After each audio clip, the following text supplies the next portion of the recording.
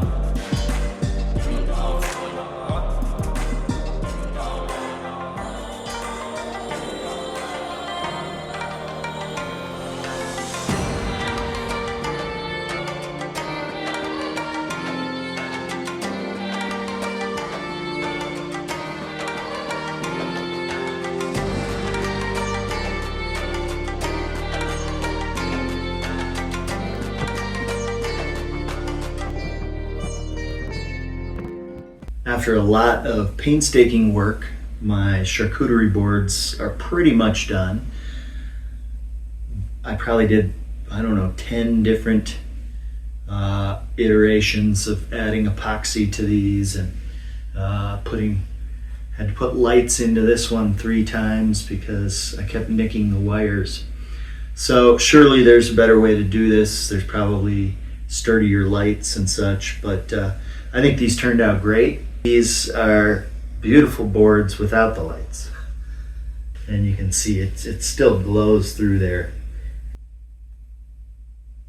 So I love this beautiful finish, and I actually did an experiment. I made another video of that. I mixed just about 1 part wax to about 1 part olive oil, maybe 2 parts olive oil.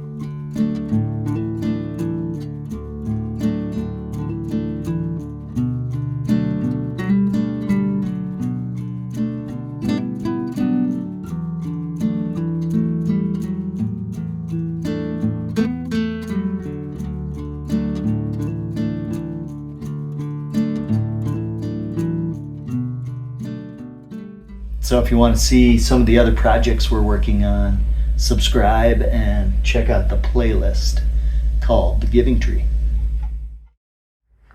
What do you want?